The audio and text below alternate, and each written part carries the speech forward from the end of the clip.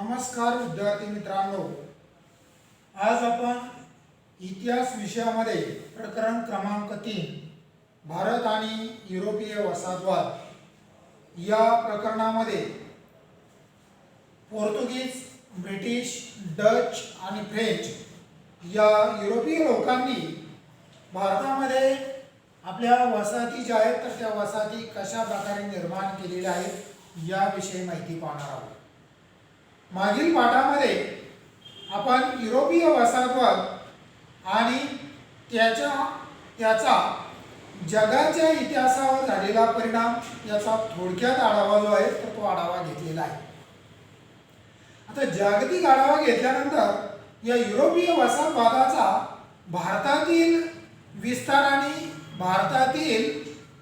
भारतावरील परिणाम याचा या पाठामध्ये आपण अभ्यास जो आहे तर तो अभ्यास करणार आहोत। या युरोपीय लोकांनी भारतामध्ये आपल्या वसाहती ज्या आहेत तर त्या वसाहती निर्माण केलेल्या आहेत।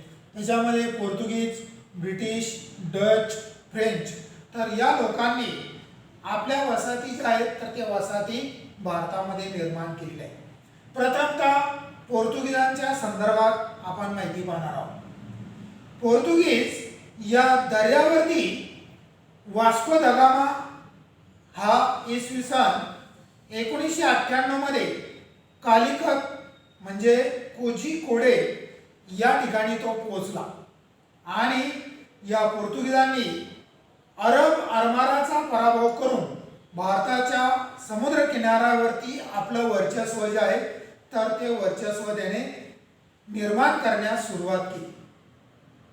दक्षिण हिंदुस्थानामध्ये राज्यामध्ये असणाऱ्या आपापसातील भांडणाचा त्यांनी फायदा घेतला। म्हणजे भारतातील या पोर्तुगीजांनी ज्या आपल्या वसाहती कशा निर्माण केल्या तर भारतामध्ये असणारे जे राज्यकर्ते जे होते तर या राज्यकर्त्यामध्ये आपापसात आपले भांडणं जे आहेत तर ती भांडणं सुरू झाली आणि त्याचा फायदा कोणी उठवला तर या पोर्तुगीज लोकांनी जे आहे तर या पोर्तुगीज लोकांनी उठवलेला होता।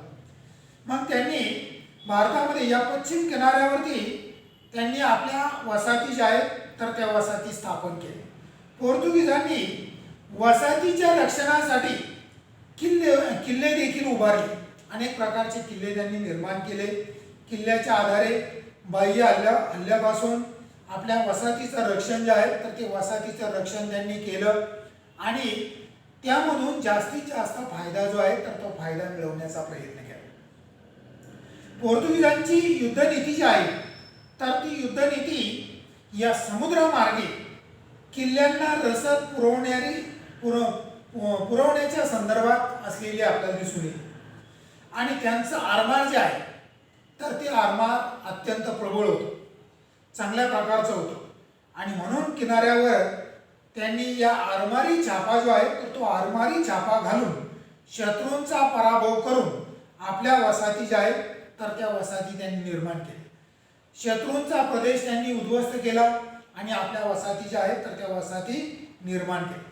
मग आरमारांचा सामना करणे आणि स्थानिक भारतीय सत्तांना त्या ठिकाणी शक्य झालं नाही आणि म्हणून पोर्तुगीजांनी भारतामध्ये आपल्या वसाहती ज्या आहेत तर त्या वसाहती निर्माण केल्या।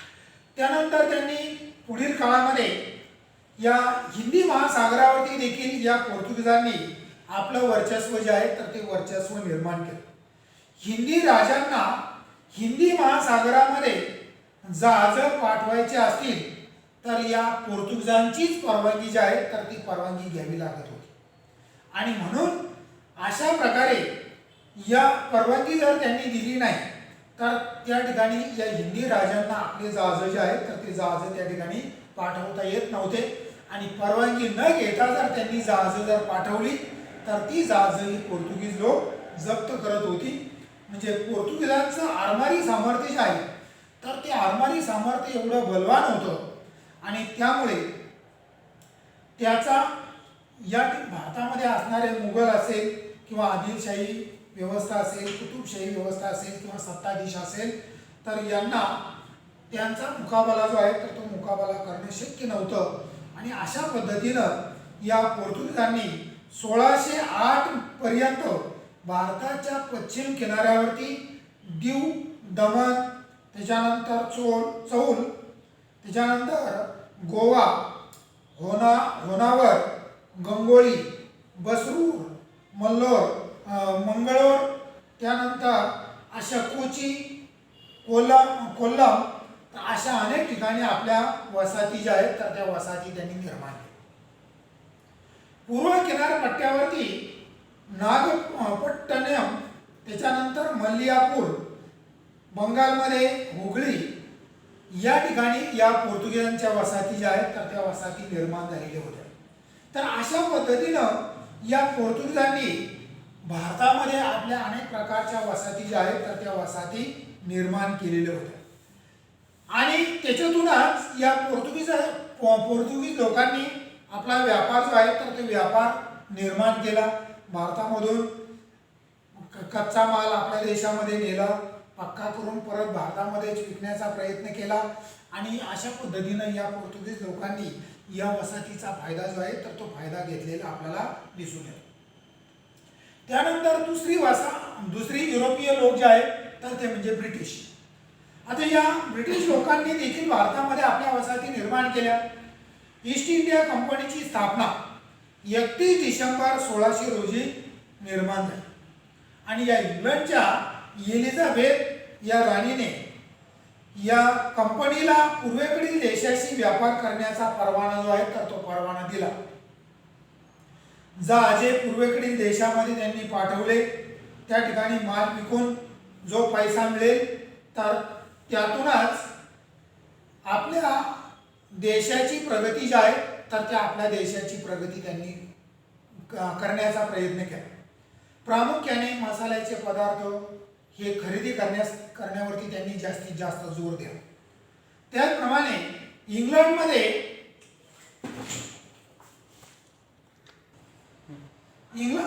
तर मसाल्याचे पदार्थ जे आहेत तर ते मसाल्याचे पदार्थ इंग्लंडमध्ये विकणे आणि नफा मिळवणे या कंपनीचा महत्त्वाचा उद्देश जो आहे तर हा उद्देश या ठिकाणी आपल्याला पाहायला.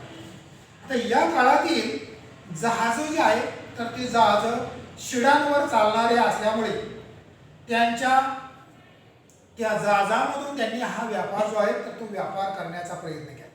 खरेदी केलेला माल विकणे, त्याच्यानंतर मालाची खरेदी करून आपल्या देशामध्ये घेऊन जाणे, म्हणजे कच्चा माल आपल्या देशामध्ये घेऊन जाणे, पक्का करून परत तो इकडच्या या आशिया खंडामध्ये असणाऱ्या राष्ट्रामध्ये विकणे, अशा अनेक प्रकारचे व्यापारी मार्ग जे आहेत तर ते व्यापारी मार्ग या ब्रिटिशांनी स्वीकारलेले आपल्याला दिसून येतात.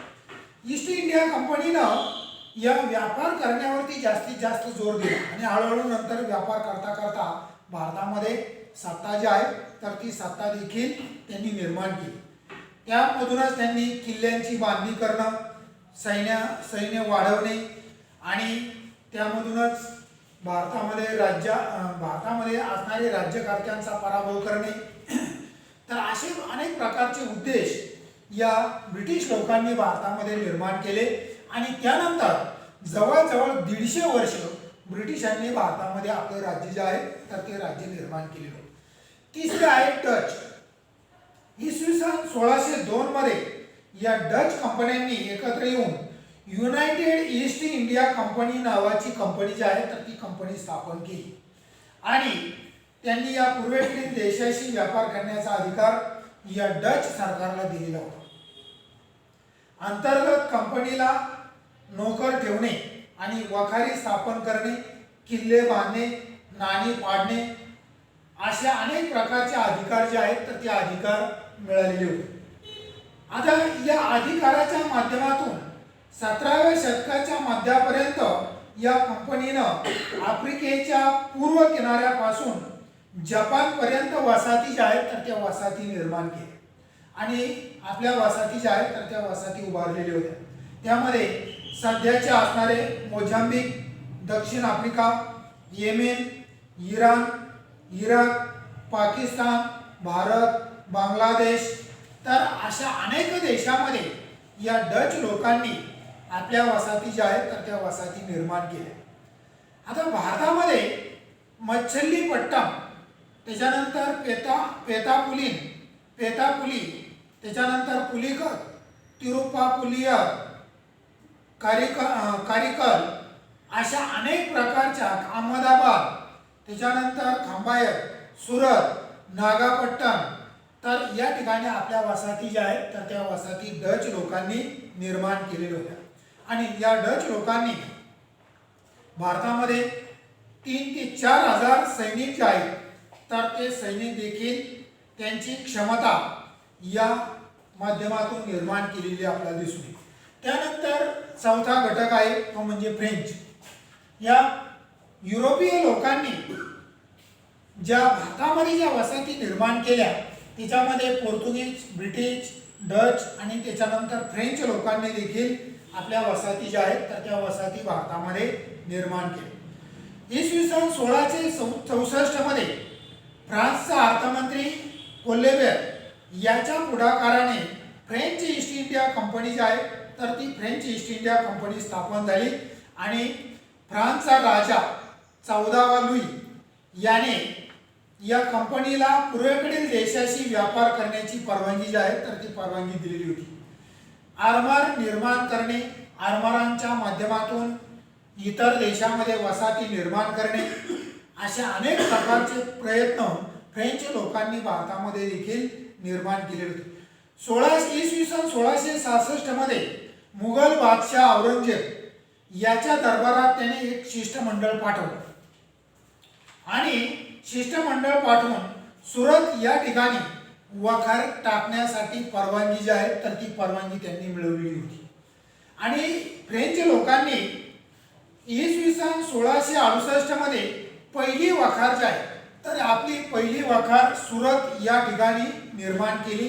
त्यानंतर पॉंडेचेरी, चंद्रनगर, माहे, कारिकल, राजापूर, बालासोर तर अशा अनेक ठिकाणी आपल्या वखारी ज्या आहेत किंवा वसाहती ज्या आहेत तर त्या वसाहती स्थापन केल्या.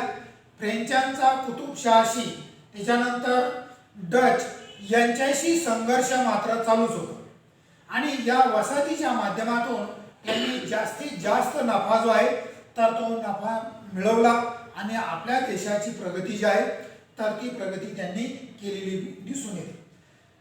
छत्रपती शिवाजी महाराजांनी या परक्यांच्या असणाऱ्या किंवा सत्ताधीशांच्या असणाऱ्या वसाहतीला खऱ्या अर्थाने तोंड जे आहे तर ते तोंड दिलेलं होतं. याची माहिती देखील आपल्याला इतिहासामध्ये पाहायला मिळते. तर अशा पद्धतीनं भारत आणि युरोपीय वसाहतवाद तर यामध्ये असणारे पोर्तुगीज, ब्रिटिश, डच आणि फ्रेंच यांच्या वसाहतीचा आपण या ठिकाणी विचार केलेला आहे. तर एक गृहपाठासाठी तुम्हाला एक प्रश्न जो आहे तर तो प्रश्न या ठिकाणी मी तुम्हाला देणार आहे. तर भारतामध्ये पोर्तुगीज लोकांनी आपल्या वसाहती कशा प्रकारे निर्माण केल्या याविषयी माहिती द्या. धन्यवाद.